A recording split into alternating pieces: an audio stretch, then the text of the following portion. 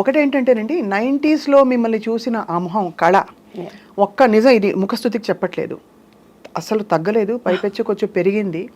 ఒక ఒక స్థిమితమైన ఒక ఎక్స్ప్రెషన్తో అంత అందంగా కనిపిస్తున్నారు. థ్యాంక్ యూ అమ్మా, thank you so much. So what is your beauty secret చెప్పండి దివ్యవాణి గారు. నిజం చెప్పనా? నిజం చెప్పండి. నేను ఎప్పుడు కలరింగ్స్ ఉన్నది లేనట్టు చెప్పను. నేను జెన్యూన్గా అడుగుతున్నాను. ఇన్ఫాక్ట్ మా అమ్మగారు నేర్పించినటువంటి పద్ధతులు. నాకు ఇప్పటికీ నేను బ్యూటీ పార్లర్స్ వెళ్ళను, చాలా రేర్ అనమాట. అండ్ బయట ఫుడ్లు తినను. అండ్ ఇంట్లో కూడా ఇప్పుడు ఏవేవో అవి ఇవి అంటారు, ఏమీ ఉండదు. సింపుల్గా ఇంట్లో ఏది ఉందంటే అది, టైంకి ఏది దొరికితే అది. దేవుడు నాకు ఇది ఇచ్చాడు, థ్యాంక్ యూ. ఇది లేని వాళ్ళు కూడా ఎంతోమంది ఉన్నారు అని చెప్పని ఇక ఇప్పుడు 2 ప్రాజెక్ట్స్ మళ్ళీ చేయబోతున్నాను కాబట్టి ఇక మళ్ళీ మమ్మీ డైట్ను ఫాలో అవ్వాలన్నాను. ప్రజెంట్ అయితే ఏది దొరికితే అదే నాది. అంతేనా? సింపుల్. మిమ్మల్ని తెర మీద చూడడానికి అందరం ఆరాటపడుతున్నాం. ఎందుకంటే 90s లాస్ట్ ఫిల్మ్ మీరు దాదాపు చాలా ఏళ్ళైంది మీరు చేసి. లేదండి, నేను అంటే నాకంటూ నా టాలెంట్కి తగ్గట్టు బ్రేక్ నాకు ఇంకా రాలేదు. అండ్ మహానటిలో చేశాను సావిత్రి మదర్గా, కానీ అసలు దివ్యవాణి క్యారెక్టర్ అది కాదు, అసలు కాదు. కేవలం అశ్వీదత్ గారు మా కాల్ చేసి సావిత్రికి ఆ సిమ్టమ్స్ రౌండ్ ఫేస్ అది బాగుంటుంది, సావిత్రి మదర్ అంటే మీరే చేయాలన్న నాగే అశ్విన్ గారు అడిగారండి అని అంటే అక్కడ నేను సావిత్రి గారి మదరు అదొక్కటే చూశాను, సరే చేద్దామని చేశాను. దాని తర్వాత నేను సీరియల్స్ చేశాను మంచిగా. Serials of course, yes. నా పేరు మీనాక్షి అవి చేశాను. తర్వాత ATM చేశాను, వెబ్ సిరీస్. దాని తర్వాత పంచతంత్రం చేశాను. సో నాకు అనుకున్న విధంగా బ్రేక్ నా టాలెంట్కి తగినట్టు రాలేదు, సాటిస్ఫాక్షన్ లేదు. ఇప్పుడు మంచి ఫుల్ లెంగ్త్ క్యారెక్టర్స్ రాబోతున్నాయా మీవి? ఎలా అంటే ఫ్రాంక్గా ఏంటంటే అంటే రాబోతున్నాయి అనే దానికి తగిన నెట్వర్క్ నా దగ్గర లేదు. నవే డేస్ మాకంటే అప్పట్లో ఉమామహేశ్వరరావు గారు, మన రామారావు గారు, వీళ్ళు మనకి డేట్స్ చూసేవాళ్ళు. అవును, ఆ విధానం వేరు. నవే ట్రెండ్ ఏంటంటే కొంచెం మన పద్ధతులకి, నా అభిప్రాయాలకి, నా కట్టుబాట్లకి పొసిగే విధంగా లేదు. ఇప్పుడు డేట్స్ చూసి ఇప్పుడంతా ఏముందండి, ఒక టీం అంటే అప్పట్లో అంటే డైరెక్టర్ది, హీరోది, ప్రొడ్యూసర్ది ఉండేది. ఇప్పుడు ఏంటంటే ట్రెండ్ మారిపోయింది. సో ఈ నేటివిటీకి తగ్గట్టుగా కరెక్ట్గా పర్సన్ నన్ను హైప్ చేయడానికి, నా డేట్స్ చూడటానికి కరెక్ట్ నాకు కుదరలేదు. సో నాకు నేను పోయి చెప్పుకోలేను. సో ఆ బ్రేక్ పడేయడానికి ముందుగానే మా ఓన్దే నేను మన బ్యానరే స్టార్ట్ చేయాలని ఐఎమ్ ప్రేయింగ్ గాడ్ అండి. May God fulfil all that this beautiful season. ఇప్పుడు సో దివ్యవాణి గారు 90s 91, 92 ఆ టైంలో మీరు ఒక హవా, ఒక వెలుగు వెలిగారు కదా, అంత సక్సెస్ని ఆ రోజుల్లో ఎలా హ్యాండిల్ చేశారు మీరు? అంటే నాకు అసలు ఏమీ తెలియదండి. ఇప్పటికీ కూడా షోకేస్లో బొమ్మ ఎలా ఉంటుందో అలా అయిపోయింది నా జీవితం. అంతా మా అమ్మగారే, మా అక్కయ్య, మా అన్నయ్య, వాళ్ళ ముగ్గురు లేనిది సినిమా ఇండస్ట్రీలో నేను లేను. నాది ఏంటంటే పొద్దున్నే నిద్ర లేవటం, మంచిగా డైట్ ఫాలో అవటం.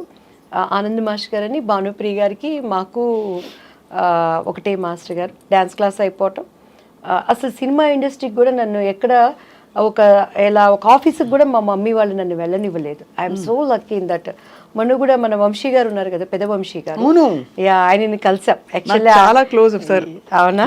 మీరు అడగండి. ఆయన ఒకే మాట అన్నారు అనమాట, ఈ అమ్మాయి అసలు ఒక సినిమా గడపెక్కిందండి, ఈ అమ్మాయి ఒక్క కంపెనీకి వెళ్ళి నాకు ఈ అవకాశం కావాలని అడిగిందా, ఈ అమ్మాయి ఎవరో ఎవరికి తెలియదు, వీళ్ళ అమ్మగారు వీళ్ళ సిస్టర్ వచ్చేవాళ్ళు అంటే అంత ప్రేమగా నన్ను దాచిపెట్టుకుని తీసుకొచ్చారండి. ఏ కంపెనీకి నేను వెళ్ళి నాకు ఈ క్యారెక్టర్ కావాలండి అని నేను ఎప్పుడు కష్టపడలేదు. అలా అమ్మ తీసుకురావటం. ఎలా స్పాట్ అయ్యారు మీరు అసలు? అంటే ఎలా గుర్తించబడ్డారు? దివ్యవాణి, శ్రీవాణి అని ఒక అందమైన అమ్మాయి ఉంది అని. Ushavani. My original name is Ushavani. మరి ఉషావాణి దివ్యవాణిగా మార్చుకున్నారు. ఉషావాణి బాగుంది కదా పేరు. ఉషావాణి అంటే మమ్మీ, మా సిస్టర్ పేరు బేబీ రాణి. సో అలా ఉషావాణి, బేబీ రాణి, అలా రాణి వాణిలని మమ్మీ ముద్దుగా పెట్టుకున్నారు. అంటే మా సిస్టర్ తను ఇండస్ట్రీ మీద ఇష్టంతో వచ్చారు, మనము తేబడ్డాము. మీరు తేబడ్డారు, అది మనముగా రాలేదు. అసలు మనకు తెలీదు, కానీ దేవుడు బాడీలో టాలెంట్, ప్రతి ఒక్కరికి ఒక టాలెంట్ అనేది ఉంటుందండి. మనం పుట్టంగాల్ని కూడా దానిలో మనం వర్క్ చేస్తున్నప్పుడు మనకు అలుపు సొలుపు ఉండదు. సో కొంతమందికి వంటలు, కొంతమందికి ఇంకా సంథింగ్ అలానే నాలో పుట్టినప్పుడే, ఎందుకంటే నా 8th, 9th స్టాండర్డ్లోనూ 10th అనుకుంటా, 10th స్టాండర్డ్లో మేము ఒక స్కూల్లో స్టేజీ జస్ట్ చేస్తారు కదా ప్రోగ్రామ్, అది మా కాన్వెంట్లో నేను మండోదరి మహిళా మండలిని ఒకటి చేశాను. ఓహో అప్పుడే యా 10th లో నేను దానికి మండోదరి అనమాట. నేనే మెయిన్ టీచర్ లాగా మా టీచర్ క్యారెక్టర్ అంటే ఎంత ఇన్వాల్వ్ అయిపోయి చేశానంటే అక్కడున్న మాది చిన్నది కాన్వెంట్ తెనాలిలో. మా అందరూ అలా మా మాస్టర్స్ అందరూ అలా చూస్తున్నారు నన్ను అటన్ని. సో అప్పుడే అది నా బాడీలో ఉందన్నమాట. సో తెలియకుండా రావటం, ఇండస్ట్రీకి అక్కని చూస్తానికి హాలిడేస్కి నేను రావటం, శారద గారిని చూడటానికి నేను వెళ్ళటం, ఆమె చూసి ఈ అమ్మాయి వద్దు ఈ మీద పెట్టి ఇన్వెస్ట్మెంట్ అనటం. అప్పట్లో మేమందరూ అక్కడే ఉండేవాళ్ళం, పరచూరు గోపాలకృష్ణ గారు, నేను. మొన్న కూడా అంకుల్ వాళ్ళ బిందు వాళ్ళ పాపది హరితది వాళ్ళ పాపది రేపు 28th ఏంటి ఎంగేజ్మెంట్ అయితే కాల్ చేయగానే ఏమే బుడదానే అని అన్నారు. అంకుల్ చెప్పండి అంటే ఎట్లా నవ్వుతుందో చూడిదని. వాళ్ళ అమ్మాయి కన్నా నేను ఒక 2 years 1 year చిన్నండి బిందు కన్నా. సో ఆ బుడదానా అనేది ఆ ఇంట్లో పిలిచినట్లే అయిపోయింది. ఇట్స్ దేవుడి దయ అండి. ఎక్కడ నేను ఇండస్ట్రీలో ఎలాంటి ఒక హోమ్లీ అట్మాస్ఫియర్తో కష్టాలు ఉంటాయి, ప్రాబ్లమ్స్ ఉంటాయి. చాలా సినిమాలు నేను కూడా పోగొట్టుకున్నాను. ఆ పెయిన్ కూడా మా పేరెంట్స్ నా వద్దకు రానియకుండా ఒక ఎలా అంటే కోడి తన పిల్లల్ని రెక్కల కింద ఎలా పెట్టుకుంటుందో భద్రంగా అలా చూసుకున్నారా మిమ్మల్ని? షూటింగ్స్ అని ఆవిడే వచ్చారా? షూటింగ్స్ ఇప్పుడు కూడా స్కూల్కి వెళ్ళాం అనుకోండి, నా పిల్లల్ని దివ్యవాణి మీ పిల్లలు ఎలా ఉన్నారు, కిరణ్ మమ్మీ అంటారు, కిరణ్ పాటి నల్లా இருக்காங்களா అంటారు. చెట్నాడు స్కూల్లో కానీ అండ్ వెళమ్మాల్లో కానీ నా పిల్లలు ఏంటంటే పాటి నల్లా இருக்காங்களா, కిరణ్ పాటి ఎప్పుడు అట్లా మా అమ్మగారే వాళ్ళకి తల్లి అయిపోయింది అనమాట. సో నా బ్యాడ్ ఏంటంటే ఆమెకి కొంచెం అల్జీమర్స్ వచ్చింది. పెద్దవాళ్ళకి ఇప్పుడు బాగా కామన్ గా ఒక వయసు దాటాక అందరికీ అన్ని మర్చిపోతుంది అండ్ మళ్ళీ ఆన్ అండ్ ఆఫ్ గా ఉంటుంది. కానీ ఆమెను ఏమైనా ప్రిపేర్ చేయాలి అని అంటే కిరణ్ వస్తున్నాడు, నా బాబు పేరు కిరణ్ వస్తున్నాడమ్మా అంటే ఎమ్మటే రెడీ అయిపోతుంది అనమాట. కిరణ్ వస్తున్నాడు, నువ్వు డాక్టర్ దగ్గర తీసుకెళ్లాలన్నా ఒక చంటి పిన్నిని ఎలా చూసుకోవాలో అలా చూసుకోవాల్సిన పరిస్థితిలో నౌషీజ్. సో ఈ క్రెడిట్ అంతా అమ్మ నా కుటుంబీకులేనండి. దివ్యవాణి గారు, మనం మాట్లాడుకుంటూ ఒక కప్పు కాఫీ టీ తాగుదామా? చాలా బాగుంటుంది. Thank you. నమస్తే అమ్మా, బాగున్నారా? మీకు ఇష్టం చాలా. అవునా, నేను కూడా అడిగాను. అవును, గుడ్ గుడ్ గుడ్. ఎస్, తాగుతూ మాట్లాడేసేద్దామా? మీరు రాముయిజం గారు, కానీ రాముని మాత్రం మీరు హైప్ చేశారండి, మీకు దెబ్బలేస్తాను నేను తీసుకు. అవునా? ఎందుకు హైప్ చేయడం? ఆయనే హైప్, నేనే హైప్ కాదు అసలు. అటువంటి ఇంట్రెస్ట్ మనం ఎంకరేజ్ చేయకూడదు. ఎందుకు, ఏమి ఇంట్రెస్ట్ లో చూద్దాం, మాట్లాడదాం తప్పకుండా. ఇప్పుడు వద్దులేండి కాంట్రవర్సీ. చెప్తాను కూడా నేను. చెప్పండి, అదేం పర్లేదు, ఎవరి అభిప్రాయాలు వాళ్ళవి. నేను అంటే ఆయన వాస్తవాలు మాట్లాడతారు కాబట్టి చాలా మందికి అది మింగుడు పడదు. వాస్తవం కాదు, వాస్తవాలు ఉన్నాయని చెప్పని మన పూర్వీకులు ఆడమండి ఇవి బట్టలు లేకుండా ఉన్నారని ఇప్పుడు మనం పోగలరా? ఆయన బట్టలు వేసుకుని వస్తారు, ఆయన వేసుకుని వస్తారు, కానీ ఆయన మాటలు బట్టలు లేని మాట్లాడతారా? తప్పకుండా అది మాట్లాడదాం ఇప్పుడైతే.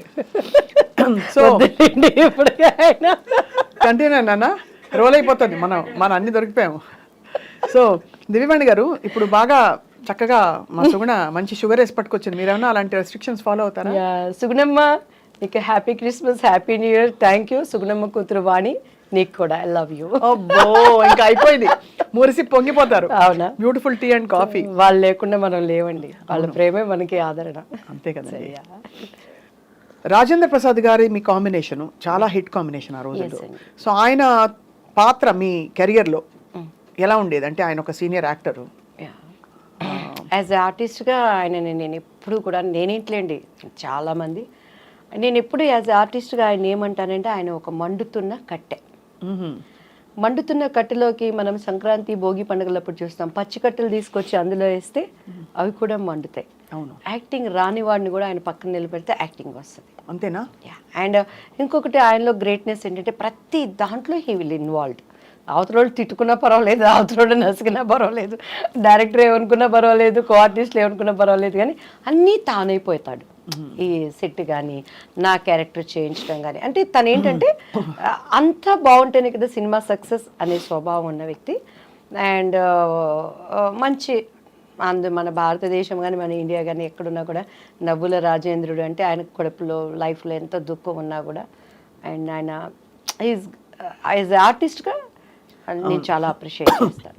మొన్న పాపం వాళ్ళ ఇంట్లో విషాదం. ఎస్ అండి, ఎస్. చాలా అసలు నేనైతే ఆ స్థితిలో కూడాను అందరూ ఏడుస్తున్నారు, శోకాలు పెడుతున్నారు, కానీ ఒక్క కూతురు ఆయన గుండెల్లో ఎంత భారం ఉంటుంది.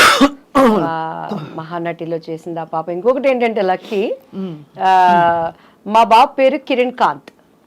సో పెళ్లి పుస్తకంలో నేను ఆయన్ని కేకే అంటాను. సో కేకే, అలానే నన్ను అమ్ముకుటి ఆ మూవీలో, మా పాపని తెలియకుండా మేము అమ్ముకుటి అమ్ముకుటి అని పిలుస్తాము. అండ్ ఇప్పుడు మహానటిలో ఆ పాప చేసింది కదా చిన్న సావిత్రి, నాకు కూతురుగా చేసింది. అవును, అది తనకి ఫస్ట్ మూవీ. అది ఎన్ని కలిసి వచ్చాయి చూడండి ఎలా, అంటే ఒక థ్రెడ్ ఉన్నట్టుంది ఆల్మోస్ట్. పెళ్లి పుస్తకం అవకాశం మీకు దివ్యవాణి గారు ఎలా వచ్చింది మీకు? అది ఇట్స్ అఫ్ కోర్స్ నాకు చాలా ఇష్టమైన సినిమా, బికాస్ మా సొంత ఫ్యామిలీ మెంబర్స్ తీసిన వెంకటరమణ గారు. ఇప్పటికీ స్వప్న గారు, చాలా మంది నాతో, నా ముందు ఆర్టిస్టులు, నా తర్వాత ఆర్టిస్టులు, నాతో ఆర్టిస్టులు, మీరేం సినిమాలు చేశారంటే పేర్లు చెప్పుకోవాలి, తడుముకోవాలి. ఆ హీరోలతో ఎంతో స్ట్రగుల్ అయ్యి ఏమేమో పణంగా పెట్టి వాళ్ళు పెద్ద పెద్ద హీరోలతో చేశారు. కానీ దేవుడి దయ, బాపు రమణ గారు, దివ్యవాణి అంటే పెళ్లి పుస్తకం, పెళ్లి పుస్తకం అంటే దివ్యవాణి, ఆ తర్వాత రాజేంద్ర ప్రసాద్ గారు అంటారు. అవునవును, ఎందుకంటే నేను కొత్త అలా చేయటానికి.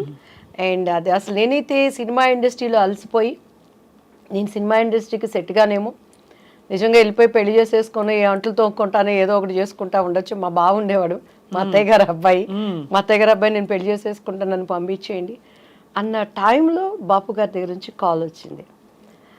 ఇట్లా బాపు గారు చూస్తారంటే ఈయన కూడా అంతే, అందరూ డైరెక్టర్ లాగానే ఉంటారు, వేవేవో మాట్లాడతారు, నేను అలా ఉండను అంటాను. ఇంటికి వచ్చినాక మా అమ్మ ఇండైరెక్ట్గా తిడుతుంది, డైరెక్ట్గా తిడితే మళ్ళీ నన్ను భరించలేరు ఎవరు, ఇండైరెక్ట్గా తిడుతుంది. నేను ఇంకా ఏడ్చుకుంటా చీదుకుంటా ఉంటాను, నన్ను పంపించండి నేను మళ్ళీ చదువుకుంటాను అంటాను. ఇది కూడా అంతేలే అని చెప్పని తలకి బాగా నూనె పెట్టుకున్నాను. అప్పుడు చీర కట్టాలంటే మమ్మీనే కట్టేవాళ్ళు, నాకు అంత కట్టుకోవటం రాదనమాట. సో బాపు గారి దగ్గరికి వెళ్ళినప్పుడు తలకి లక్ ఏంటంటే ఆ రోజు తలస్నానం చేయలేదు, తలకు నూనె పెట్టుకున్నాను. ఆ హోమ్లీ కావాలనేది నాకు తెలీదు.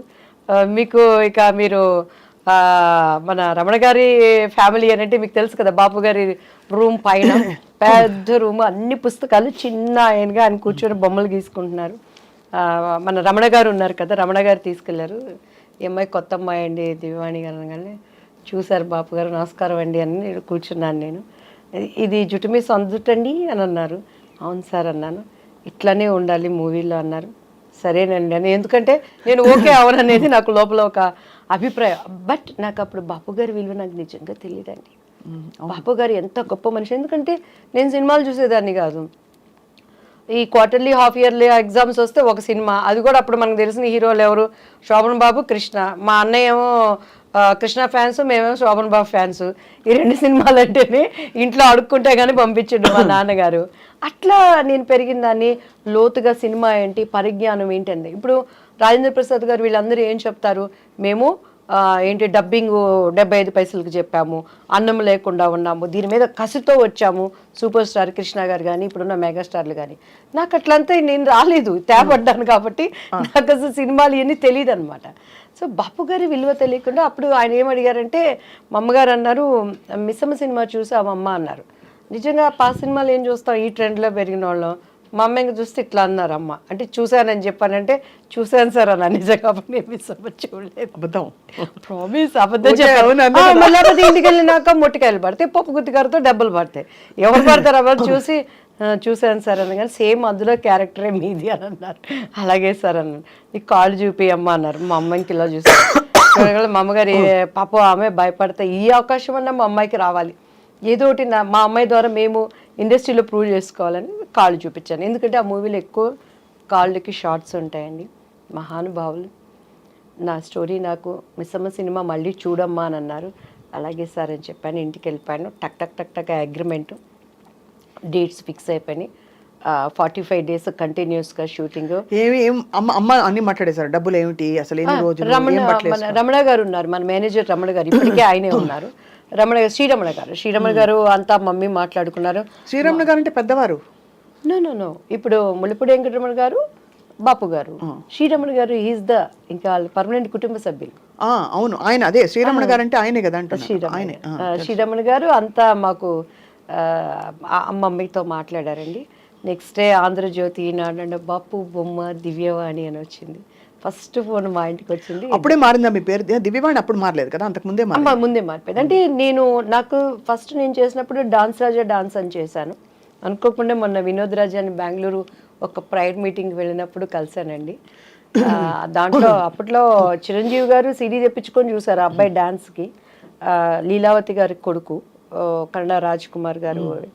సో ఆ టైంలో నాకు దివ్య అని పేరు పెట్టింది ద్వారకేష్ గారు. ఆయన భవ్య అని ఒక అమ్మాయిని పరిచయం చేశారు. సో దివ్య అని ఆయన పెట్టారు. మమ్మీకి వాణి అంటే ఇష్టం, దివ్యవాణి అలా అయిపోయింది. సో బాపు గారు ఇక దివ్యవాణి గారు ఫస్ట్ మా ఇంటికి వచ్చిన కాలు దాసనారాయణరావు గారు. మీరు ఒక మాట అన్నారు, అంతకు ముందు మీరు చాలా విసిగిపోయారు, బాపు గారు అవకాశం కూడా అలాగే అవుతుందిలే అనుకున్నారు. చాలా అయ్యాయి ఆడిషన్స్, అంటే ఏమయ్యేది ఆడిషన్లో? మీరు సెట్ అయ్యేవారు కదా వాళ్ళ క్యారెక్టర్కి, లేకపోతే ఎలా? అంటే దానికి ముందు దాసనారాయణరావు గారిది అభిసారిక అని ఒక మూవీ వచ్చిందండి. అప్పుడు మేము పద్మాంటి దగ్గరికి వెళ్ళి, మమ్మీ తెనాలి మాకు తెలిసిన ఒక మమ్మీ వాళ్ళ క్లాస్మేట్ పద్మాంటికి మంచి క్లోజ్, మంచి వాళ్ళండి తెనాలి పిల్లలు, చాలా వాళ్ళు కష్టపడుతున్నారు ఇండస్ట్రీలో అని అంటే పద్మాంటి రిఫర్ చేసి దాసరి అంకుల్ దగ్గరికి వెళ్ళాను. సవేరా హోటల్లో అప్పుడు వీళ్ళకి పాముగురో వీటిల్లో జరుగుతూ ఉండే స్టోరీ డిస్కషన్స్ అవన్నీ. ఏం చేస్తారు, మాట్లాడేవాళ్ళు, కింద నుంచి పెద్ద చూసారు, ఒడ్డు పొడుగు బాగుంది అమ్మాయి అనేవాళ్ళు, స్టోరీ మంచి క్యారెక్టర్ అండి అనేవాళ్ళు, కొంచెం మీరు బయట కూర్చోండి అమ్మాయితో మాట్లాడతాం అనేవాళ్ళు. మా అమ్మాయికి ఇటు చూసేదాన్ని నేను, ఇంకంతే. ఇంక మా అమ్మగారు బయటకు వెళ్తాను అని అంటే వెళ్ళిచ్చేదాన్ని కాదు. సో ఆ లోపల వాళ్ళ భావన ఏంటనే అర్థమయ్యి అర్థం కాని వయసు నాది అప్పుడు. సో అలా ఇక మా అమ్మగారు నన్ను వదిలిపెట్టేవాళ్ళు కాదు. మొన్న కూడా చౌదరి గారు అని చెప్పని ఒక ఆయన ప్రొడ్యూసర్ కలిసారండి. అప్పుడు అర్జున్ సర్జాతో ఒక మూవీ చేయాల్సింది, శారదాంటి మెయిన్ క్యారెక్టర్ అందులో. అంతా డేట్స్ వరకు వచ్చింది, అంతా ఓకే అన్నారు, క్యారెక్టర్ మిస్ అయిపోయింది. కాదు అంటే అంత ఓపెన్గా మిస్బిహేవ్ చేసేవారా? నా దగ్గర మిస్బిహేవ్ చేసి నా దగ్గర బతికి బట్ట కడతాడండి వాడు ఎవడైనా. అదే అందుకని ఎందుకంటే ఇప్పుడు జీలో అప్పుడు ఉండేది. అదే మీరు బోల్డ్ గా కనిపిస్తున్నారు చాలా, బట్ ఎలా మీకు అర్థమైపోయేది వాళ్ళ మనసులో ఏమిటని? అంటే మా మమ్మీతో మాట్లాడేవాళ్ళు. మా మమ్మీ అమ్మాయి చిన్నపిల్లండి, తను ఫ్రెండ్లీగా మంచి ఆర్టిస్ట్ అండి, మా అమ్మాయిలో టాలెంట్ ఉందండి అని అలా అనేవాళ్ళు. ఇంటికి వచ్చినాక డిస్కషన్ జరుగుతుంది కదా, నన్ను బాగా రెచ్చగొట్టేది మా అక్క అయితే, చూడు నువ్వు చేయాల్సిన క్యారెక్టర్ అమ్మాయి చేసింది చూసుకుంటే, నాకు చేసుకొని నాకేంది, నేను ఎప్పుడు ఏ క్యారెక్టర్ పోయిందని ఏడ్చింది లేదండి. ఈవెన్ దో మిస్టర్ బెళ్ళానికి కూడా బాపు గారు, రమణన్ల గారు, రాజేంద్ర ప్రసాద్ గారికి ఇప్పుడు ఒక మనసు ఉంది, మరి ప్రతి ఒక్కరికి ఒక అంతరాత్మ అనేది ఉంటుంది. ఈవెన్ ఆమెనికి కూడాను వాళ్ళ గుండె మీద చేసుకుంటే మినిమం మ్యాక్సిమం ఎక్స్ట్రీమ్ ఈ క్యారెక్టర్ అమ్మాయి అయితే బాగుంటుందని చెప్పని ఎంత ప్రయత్నం చేశారు, ఎంత ప్రయత్నం చేశారు. నేను ఆయనకి సారీ కూడా చెప్పాను, రాజేంద్ర ప్రసాద్ నా భవిష్యత్తును గురించి జరిగిన విషయాలన్నీ ఆయనకి చెప్పాము, ఏం లేదు ప్రాబ్లం. ఆయన వేరే ఆలోచనలో ఉండేవాళ్ళు, మేము అది అంటే ఇప్పుడు అప్రమత్వం, ఈజ్ గుడ్ ఆర్టిస్ట్ కానీ ఆ క్యారెక్టరు నాకు ఆమెని ఒకరోజు ఫ్లైట్లో కలిసినప్పుడు నాతో చెప్పింది, దివ్యవాణి గారు 1000 సార్లు నాకు ఆ డెక్లో, అప్పుడు సీడీలు డెక్లు ఉండేవి, చూపించి ఇలానే కావాలని చెప్పేవాళ్ళు. మరి ఎందుకు మిస్ అయిపోయారు మీరు? చేయలేదు, ఒప్పుకోలేదు. ఒప్పుకోలేదా? రాజేంద్ర ప్రసాద్ గారు అండ్ ఆయన ప్రొడ్యూసర్ ఆయన చేత పార్థసారథి గారు సంథింగ్ ఏదో పేరు ఉన్నాడు. సో అలా. But film industry is very tough place కదా దివ్యవాణి గారు. టఫ్ ప్లేస్ లేనిది ఏదో చెప్పండి స్వప్న గారు. అలా కాదు, రిలేటివ్లీ నేను మీరు అన్నది రైటే, అన్ని ప్లేసెస్ లో టఫ్ ప్లేసే. పనమ్మాయి మన ఇంటికి వచ్చి ఒక పనమ్మాయి పని చేస్తుంది. ఆ అమ్మాయి పొద్దున్న లేసిన దగ్గర నుంచి, రోడ్డు మీద నడుచుకొని వచ్చే దగ్గర నుంచి, ఇంట్లో పని చేసి తను ఓనర్ అనేవాడి దగ్గర నుంచి ఆడదానికి తిరిగి వెళ్ళటానికి టఫ్ కాదు, చాలా టఫ్. ఎక్కడ టఫ్ అక్కడ. కానీ ఇక్కడ ఎంత మొహమాటంగా అందంగా ఉంటుందంటే మీరు చెప్తున్న సన్నివేశాలు ఆలోచిస్తే, ఇప్పుడు అమ్మగారు ఎంత అర్థం చేసుకుని మిమ్మల్ని తప్పించుకుని కాపాడుకుని జాగ్రత్తగా నెట్టుకొచ్చారు. మీరు చెప్పారు, అదే చెప్తున్నాను. అలా చేయలేని పరిస్థితులు చాలా మందిని చూసాను. నాకు ఆర్టిస్టుల్ని చెప్పడం ఎందుకులే గానీ అన్నల దగ్గర అంటే కొంతమందికి అది తప్పు అనిపించకపోవచ్చు, అది వాళ్ళ చాయిస్. నేను తప్పని నేను ఎప్పుడు అంటలేదు. నవే డేస్ ఇప్పుడు కూడా నేను అంటున్నాను, నవే డేస్ అవనేది ఫ్యాషన్ అయిపోయింది, కామన్ అయిపోయింది, అది ఎంజాయ్మెంట్ అయిపోయింది. నేను తప్పని ఇప్పటికీ నేను చెప్పట్లేదు. 2 చేతులు కలిస్తేనే చెప్పట్లు, చేతులు కలవనప్పుడు ఈ చేయి కాబట్టి, కాకపోతే మనం అనుకున్న విధంగా హైప్ అవ్వలేవచ్చు. కానీ దేవుడు అనేవాడు ఒకటి ఉంటాడు, న్యాయం అనేది ఒకటి ఉంటుంది. మన అంతరంలో ఒక ఆలోచన పుట్టక ముందే ఈ నోస్ వాట్ ఈజ్ మనం ఆలోచిస్తున్నాం అనేది, దానిని నిలబెట్టేవాడు ఆయన. సో అది నన్ను ఇంతవరకు నిలబెట్టింది. ఎంతమంది ఉన్న తెలుగు చరిత్ర ఉన్నంత వరకు నా శత్రువు అయినా నా మిత్రువు అయినా ఆ పని అనేది ఉండాల్సిందే. నన్ను అంగీకరించేవాళ్ళైనా అంగీకరించిన వాళ్ళైనా ఆ పాట అనేది దేవుడు అలా దానిని జతపరిచాడు అనుకుంటానండి. అండ్ ఎస్పెషల్లీ బాపు రమణల గారు అసలు ఇండస్ట్రీకి వాళ్ళు విరుద్ధమైన వ్యక్తులు, అంటే వాళ్ళ మనస్తత్వాలు అంత స్వచ్ఛంగా ఉంటాయని. స్వచ్ఛమైన మనుషులు నాకు జరిగిన అన్యాయానికే మళ్ళీ పాపం వాళ్ళు పెళ్లి కొడుకు మూవీ తీసి అందులో నాకు తెలిసి లాస్ వచ్చింది. అదే అప్పుడు బంగారు పిచ్చి కానీ విజయ నిర్మల్ గారు చేసిందనమాట. సో నరేష్ గారు నేను చేశాము. అది అక్కడేమో చంద్రమోహన్ గారు విజయ నిర్మల్ గారు చేశారు. సో సేమ్ స్టోరీ ప్రజలకు అంతా ఎక్కక అది అనుకున్న విధంగా ఆడలేకపోయింది. బట్ నాకు మంచి పేరు వచ్చింది. దానికోసము వెంకటరమణ గారు తన పక్కనున్న సైటుకి అప్పుడు ఫైనాన్షియల్ దీనికి బాపు గారు ఇచ్చేశారు. అంత స్నేహబంధం వాళ్ళు అసలు చూస్తే రిలేషన్స్ అనుకుంటాం కానీ స్నేహితులు అనేది చాలా రోజుల వరకు నాకే తెలియదండి. సో అన్నీ ఉన్న విస్తరాకు అణిగి ఉంటుంది అనడానికి. అవును, ఇండస్ట్రీలో ఉండే పద్ధతులకి విరోధమైన వాళ్ళు అండ్ నాకు మనసున్న మనుషులు. నేను బాపు గారితో న్యూ ఇయర్ టైంలో ఆటలు కూడా ఆడాను ఆయనతో. మొన్న కూడా రోజా ఒకసారి దుబాయ్లో బాపు గారికి లైఫ్ టైమ్ అచీవ్మెంట్ అవార్డు ఇస్తున్నప్పుడు చెప్పింది, ఒక ఆడది అందగత్తె అంటే ఎన్ని అవార్డ్స్ రివార్డ్స్ వచ్చినా బాపు బొమ్మ అనేది అది ఒక క్రెడిట్. అది దివ్యవాణి కొట్టేసింది. నాకు చాలా జెల్సీగా ఉండేది. ఫుల్ లెంగ్త్ నేను క్యారెక్టర్ ఆయన దగ్గర నేను చేయలేకపోయాను. అఫ్కోర్స్ ఆ తర్వాత నేను అదేంటి ఒక మూవీ చెప్పిందండి ఎన్టీఆర్ గారిది ఏదో, దాంట్లో నేను ఒక సాంగ్ చేశాను నేను అని చెప్పాను. అని అంటే ఆడవాళ్ళంటే అందరూ అందమే, అందరూ బాపు బొమ్మలే.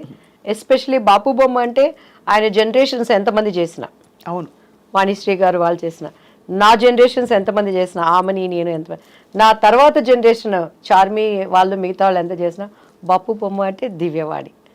అది నా ఇంటి పేరుగా మార్చబడింది కదా, అదే నాకు దేవుడిచ్చిన ఒక ధన్యత అండి. అదే మరి చారెడు బారెడు పిడికెడు గుర్తుందా? పిడికెడు నల్లని కూరలు బారెడు ఆ జడపడుకున్నప్పుడు మీరు చూడండి, ఆ షార్ట్లు చూస్తే నా కళ్ళన్నీ ఎర్రగా ఉంటాయి అనమాట. అప్పటికే ఒక యుద్ధం అయిపోయేది నా మీద, ఇన్ని నిందలు ఏడ్చి షార్ట్ రెడీ అనగానే వెళ్ళిపోయేది అనమాట. మళ్ళీ అట్లా మీ డైలాగ్ మేము వాడేసుకుంటుంటాం, చెంగల్పట్టి శాంతారాం అంటే మీరే కదా. అదోటి అమ్ముకుట్టి మనసిలాయో కిట్టమూర్తి తెలుసులే ఓయ్ ఓయ్. అందులో కూడా రమణ గారి ట్యాగ్ ఉంటుందండి ఆ సాంగ్స్. అండ్ అందులో స్వప్న గారు నా జీవితానికి నేను అనునించుకునే డైలాగుల్లో ముఖ్యమైనది. అండ్ రాజేంద్ర ప్రసాద్ గారు చెప్తారు ఒక డైలాగు. నేను అక్కడికి వెళ్ళి డ్యాన్స్ నేర్పిస్తూ అక్కడ ఉన్నప్పుడు మంచి చెడులు రాసులు పోసుకొని ఉండవట. అవును, అవకాశము ఉంటే మంచివాడు కూడా చెడ్డవాడిగా మారుతాడు, అవకాశం లేకపోతే చెడ్డవాడు కూడా మంచివాడిగా ఉంటాడు. కస్టమ్స్ అండ్ సుఖమ్స్, ద కాంబినేషన్ ఈజ్ లైఫ్. అంతే, పర్ఫెక్ట్ కదా అది. నా జీవితంలో ప్రతి చోట ఎదురయ్యే బిట్స్లో ఎంత అనుభవంతో ఎంత జ్ఞానంతో ఆయన ఆ డైలాగ్ రాశాడు. ప్రతి మనిషికి ఒక్కొక్క మనిషిలో ఉండే కలర్స్, నటన, నా బిడ్డలు కానీ బయట వాళ్ళు కానీ నమ్మిన వాళ్ళు కానీ బయటకు వచ్చేటప్పుడు అంతా మంచి చెడులు రాసుకుపోసుకొని ఉండవు. అవకాశం ఉందంటే మంచోడు కూడా చెడ్డోడు అయిపోతాడు, అవకాశం లేకపోతే చెడ్డోడు కూడా గప్చిప్ సాంబార్ బుడ్డి.